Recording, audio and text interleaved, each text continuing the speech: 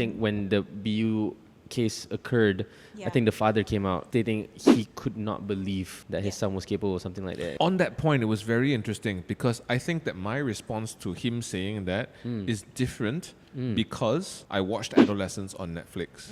Interesting. Granted, I mean, and Response Felicia, you've first. watched it as well, right?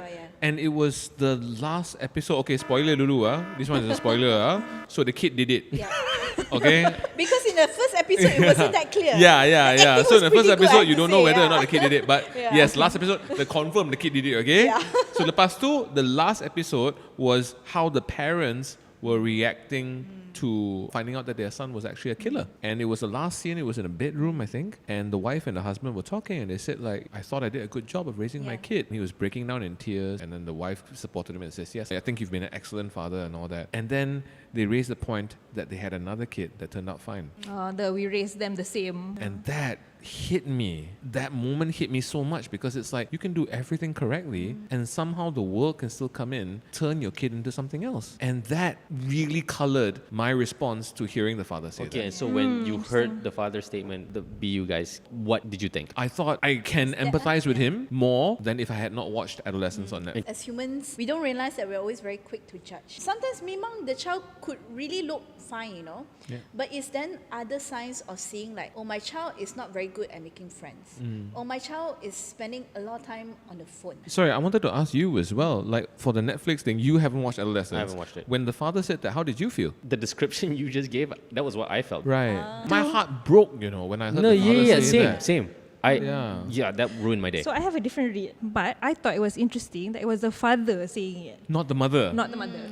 Okay, why is that interesting to you? Okay, so I work in gender, kan? And so one of the things that we think is not connected, but actually is that the work of raising a child almost always falls to the mother. And so the father in many situations is the provider lah, orang say kan these days, the person who is responsible for like the finances and all that, but not the emotional well-being of the child. And so these sort of warning signs, as Felicia calls them, tends to fall under their radar. Tapi dari segi Cina kan, there's a different perspective on this lah.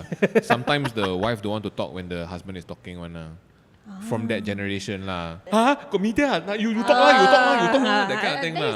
But that's there's also that too. gender relations, right? Yes. Because you see macam bila anak-anak tertinggal in the car ke or something like that kan, people always say, yalah, what's the mother doing, you know? Yeah. So the mother's the first to kind of blame. Yeah. That's interesting. I didn't think of that. So Cha raised the racial element to this, and I hate to do this. It's fine. I do feel it's my journalistic duty to bring up the racial lens to this. So okay, contohnya 8 years ago, 2017, UPNM case, Zulfarhan, my gosh, murdered by his classmates or whatever it was. And to this day, I recall someone making the point, ni bapa budak pelajar BU ni dia dah buat kenyataan yang macam, I'm so sorry for what my son did. To this day, we've not heard anything from the parents of the accused in Zulfarhan's case. And some folks were making it a racial point. Is there truth to that?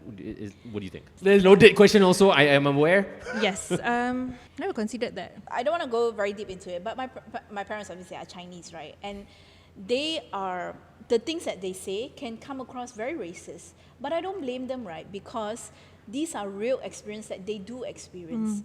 So it's easy for us to say like, okay, orang ni racist dan sebagainya. But actually, if you actually get to know the person, you sort of understand and we make it into a racial thing. I personally don't think that is the direction that we should go towards, because this problem can exist anywhere. Not even just Malaysia. If Netflix did a show in the Western country, that means it's not a racial thing. I was just going to say that actually. But also the other thing that we sometimes forget about is the age, right? So these UPNM students were in their 20s.